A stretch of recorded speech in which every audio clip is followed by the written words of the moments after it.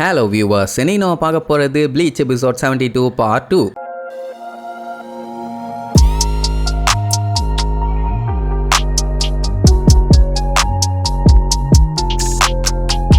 Open பண்ணா போன பாட்டுல நம்ம ஆளுல தண்ணி ஒண்ணு படாத பாடு படுத்துச்சுல்ல, அதுகிட்ட இருந்து தப்பிச்சு ஓடுவாங்க. பட் அப்படி இவங்க ஓடிக்கிட்டே இருந்தா கூட அவங்க போற பாதையில ஏதாவது ஒரு இடத்துல சிங்க் இருக்கும்ல, அதுல இருந்து அந்த டாலுங்கிற தண்ணி வந்துருது. வந்தது இவங்களை கண்ணா பின்னான்னு அட்டாக் பண்ணும். இவங்களும் அதை போட்டு கண்ணா பின்னான்னு அட்டாக் பண்ணுவாங்க. நல்லா வெட்டு வாங்கினதுக்கு அப்புறம் சரக்குன்னு அங்க இருந்து எஸ்கேப் ஆகி ஓடிடும். இவங்க எல்லாத்துக்குமே ஒரே குழப்பம், இது யாரு எங்க இருந்து கண்ட்ரோல் பண்ணிட்டு இருக்கா, எங்க போனாலும் வந்துகிட்டு இருக்குதுன்னு. சரி ஓகே, இந்த ஃப்ளோர்ல இருந்தாதான் பஞ்சாயத்துன்னு கீழ் ஃப்ளோருக்கு போவாங்க. அங்கேயுமே பைப் வழியா வந்து அந்த வாட்டர் டால் இவங்க எல்லாத்தையுமே சுத்து போடும். இதை எங்க இருந்து கண்ட்ரோல் பண்றாங்க, எப்படி கண்ட்ரோல் பண்றாங்கன்னு தெரியல. ஆனா இது கண்டிப்பா பவுண்டோட எபிலிட்டின்னு மட்டும் தெரியுது. அதனால இப்படியே ஓடிட்டு இருந்தா ஓடிக்கிட்டே தான் இருக்கணும். எங்க தண்ணி இல்லையோ அங்க நம்ம போனாதான் நமக்கு பஞ்சாயத்து இல்ல, இல்லைன்னா விரட்டி வந்துகிட்டே தான் இருக்கும்னு சொல்லி இச்சிகோ போட்டு வெட்டிட்டு இருப்பான். ஆனா சேடும் இஷிடாவும் மாட்டிக்குவாங்க. ஏன்னா சேடு வந்து இஷிடாவை தூக்கிட்டு வந்துட்டு இருக்கிறதுனால அவனாலையுமே ஒழுங்கா சண்டை போட முடியலன்னு வைங்க. மூச்சு விட முடியாம முக்கிட்டு இருப்பானுங்க. ரெஞ்சி கடுப்பாயி ஒரு வெட்டுவான். அப்படியே தண்ணி எல்லாம் செதறிடும். சரி பஞ்சாயத்து முடிஞ்சுன்னு பார்த்தா இச்சிகோவை அட்டாக் பண்ணிட்டு இருந்த அந்த வாட்டர் டால் மறுபடியும் போய் அவனுங்களை ஃபுல்லா கவர் பண்ணிரும். இச்சிகோ வந்து வெட்டுவான், மறுபடியும் அந்த தண்ணி வந்து அவனுங்களை ஃபில் பண்ணிரும். இப்படியே அவனுக்கு வெட்டிக்கிட்டே இருந்தா வெட்டிக்கிட்டே தான் இருக்கணும். அது மறுபடியும் அவனுங்களை ஃபுல்லா கவர் பண்ணி மூச்சு விடாம பண்ணிக்கிட்டே தான் இருக்க போகுது.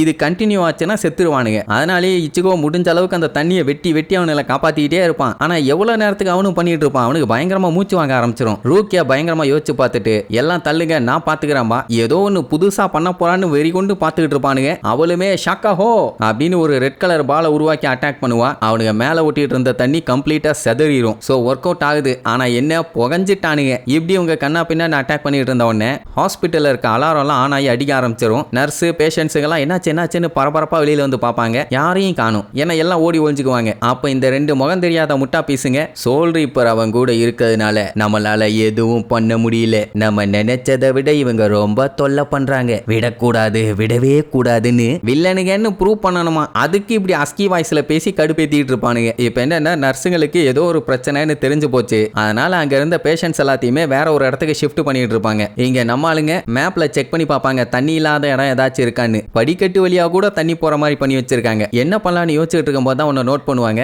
அங்க இருக்க பேஷண்ட்ஸுங்க யாரையுமே அந்த வாட்டர் டால் வந்து அட்டாக் பண்ணல, இவங்களை மட்டும் தான் டார்கெட் பண்ணுது. கரெக்டா சொல்லணும்னா நம்ம இஷிடாவை சரின்ட்டு இவங்க கீழே போறதுக்காக ஒரு பிளான் பண்ணுவாங்களா. இவனுக்கு ரெண்டு பேரும் பார்த்துட்டு நம்ம ரொம்ப டைம் எடுத்துட்டோம், பிளான் பண்ணப்போ இவ்வளோ டைம் நம்ம யோசிக்கவே இல்லை, பட் எப்படி இருந்தாலும் நம்ம இதை முடிச்சு தான் ஆகணும். இந்த மாதிரி தான் நமக்கு நிறைய டைம் நடந்திருக்குது, பாத்துக்கலான்னு ஏதோ பிளான் பண்ணிட்டு இருக்கானுங்க. இங்க தப்பிச்சு ஓட நம்மளுங்க கீழே போறதுக்கு வழி இருக்கும்னு நினைச்சு முட்டுச்சந்தில வந்து நின்றுட்டு இருப்பாங்க. ரெஞ்சி பச்சையா திட்டுவான், உன்ன மாதிரி முட்டா பைய சொன்னதை கேட்டு வந்தோம் பாத்தியா, எங்களை செருப்பால் அடிக்கணும்னு. உடனே இச்சிகோ கத்திட்டு இருப்பான், ஏன்டா நான் மட்டும் என்ன வாண்டாடா வாழைப்பழத்துல காலை வச்சு வலிக்கி விட்டு சாவணும்னாடா வருவேன், இந்த ஹாஸ்பிட்டல்ல வழியை கண்டுபிடிக்கிறதுக்குள்ள என் வாழ்க்கையை தொலைச்சிருவோம் போலன்னு புலம்புவான். அப்போ இஷிடா இதை டிசைன் பண்ணது கொஞ்சம் வியர்டான ஆள் தான், நல்லா பண்ணிருக்காரு இல்லம்மா, நல்லா ஆணியை புடுங்கிருக்காரு, அந்த ஆளை கூட்டிட்டு வா, கருப்பு பிஜிஎம் போட்டு விட்டு கழுத்துலயே போடுறேன், நாசமா போனியா பையன். சரி இனி இதுக்கப்புறம் பேசிட்டு இருந்தா வேலைக்கு ஆகாதுன்னு வேற ஒரு ரூட் எடுத்து ஓடிட்டு இருப்பாங்க. எங்க பார்த்தாலும் தண்ணி விடாத கருப்பு மாதிரி விரட்டிக்கிட்டே வருது. எல்லாத்துலயும் எஸ்கேப் ஆகி எக்ஸிட் கிட்ட வந்தா ஒரு ரெண்டு பொடி பையில நின்றுட்டு இருப்பானுங்க.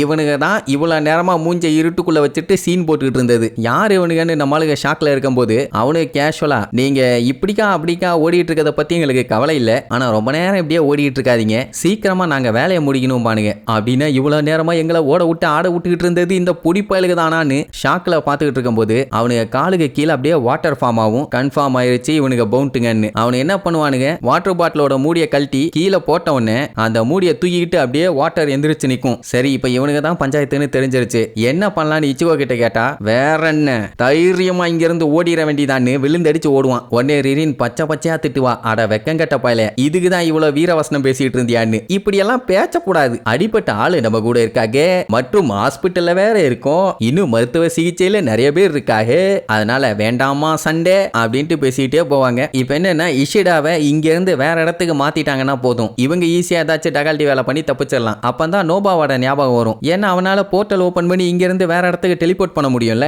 அதை பண்ண சொன்னா அவன் 2 மீட்டருக்கு தான் பண்ண முடியுமா, அப்போ ஒன்னும் பண்ண முடியாது. சரி ஓகேன்னு சொல்லிட்டு மேப்பை பார்த்துக்கிட்டு இப்படிக்கா அப்படிக்கான்னு மாத்தி ரொம்ப நேரமா ஓடிக்கிட்டே இருப்பாங்க. அப்படி ஓடினவங்க போன இடத்துக்கே திருப்பி திருப்பி போயிட்டு இருந்த உடனே சரி கீழே போயிடலான்னு லிஃப்ட் டோரை ஓபன் பண்ணா அதுக்குள்ள இருந்தும் தண்ணி பிச்சுக்கிட்டு வருது. மறுபடியும் தப்பிச்சு ஓடுவாங்க. ஏகப்பட்ட தண்ணி டேங்க்ல இருந்து உடஞ்சு வந்து இவங்களை ரவுண்ட் அப் பண்ண ஆரம்பிச்சிடும். அதனால ரெஞ்சி ரூக்கியாவும் ஷக்கஹோன்னு சொல்லி ஒன்னா சேர்ந்து அட்டாக் பண்ணுவாங்க. பவர் பத்தல. இன்னுமே அந்த வாட்டர் டால் ருத்ர தாண்டவம் ஆடிட்டு இருக்குது. என்ன பண்ணலான்னு யோசிக்கும் போது இச்சிகோ அங்க லைட்டரை பார்ப்பான். உடனே பயலுக்கு ஒரு ஐடியா வந்து அங்க இருந்த கேஸ் சிலிண்டர் எடுத்துட்டு வந்து கொளுத்தி விட்டுருவான். பட்டால்னு வெடிச்சு தெரிச்சிரும். நல்ல வேலை பேஷண்ட்ஸுங்க எல்லாம் வெளியில வந்ததுனால அவங்களுக்கு எதுவும் சேதாரம் ஆகல. ஆனா ஹாஸ்பிட்டல்ல அந்த டாப் ஃப்ளோர்ல வெடிச்சதை பார்த்துட்டு பயந்துருவாங்க. இங்க ரெஞ்சிக்கும் இச்சிகோக்கும் சண்டை ஆயிரும். ஏன்னா எதையும் சொல்லாம சடனா கொளுத்தி போட்டான். வெடிச்சால அந்த இடமே பயங்கர ஹீட். ஆனா ஏதோ பண்ணி அந்த பிரச்சனையில இருந்து தப்பிச்சிட்டாங்கன்னு வைங்க. அதுவும் இப்போதைக்கு அந்த பொடி பயலுக்கு அப்பவும் கேஷுவலா இதெல்லாம் முடியிற கதையா? தண்ணி மனுஷனுக்கு ரொம்ப ரொம்ப முக்கியம். அதனால அது எல்லா இடத்துலயுமே இருக்கும் தம்பிகளா. தப்பிக்க முடியாதுங்கும் போது பைப்புல இருந்து இன்னும் ஏகப்பட்ட தண்ணி வெளியில வந்துகிட்டு இருக்கும். சரி இனி வேற வழி இல்ல.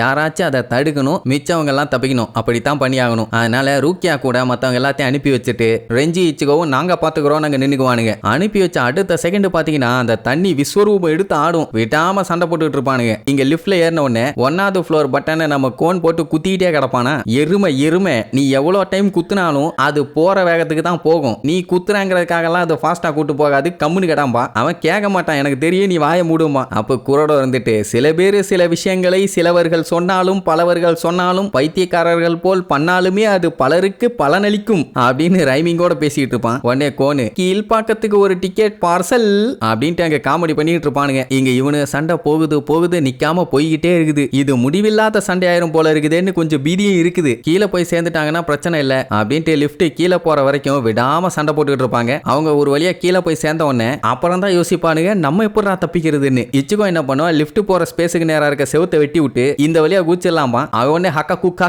கோ கோ அப்படின்னு ரெஞ்சி அவன் பவரை யூஸ் பண்ணி அட்டாக் பண்ணிட்டு ரெண்டு பேருமே மேல இருந்து குதிச்சிருவானுங்க. 8th ஃப்ளோர்ல இருந்து குதிச்சா என்ன ஆகுறது? நல்ல வேலை இப்ப மனுஷ பயலுகளா இல்ல. அதனால பிரச்சனை இல்ல. கீழே வந்தப்போ அவங்க எல்லாருமே ஷாக்ல நின்னுட்டு இருப்பானுங்க. நம்ம பயலும் வந்து பார்த்துட்டு பயங்கரமா பீதி ஆயிடுவானுங்க. அப்படி என்ன ஆச்சுன்னு பார்த்தா வெளியில மழை பெஞ்சுக்கிட்டு இருக்குது. உடனே அந்த பொடி பயலுக சொன்னோம்ல தண்ணி எல்லா இடத்துலயும் இருக்கும் கண்ணுகளா, உங்களால எங்கேயுமே தப்பிக்க முடியாதும்பானுங்க. சரி இனி இந்த மலையில அடடா மழை போட்டு எப்படி அந்த பயலுக ஆட போறானுங்கன்னு அடுத்தடுத்த எபிசோட்ல பார்க்கலாம். டாடா.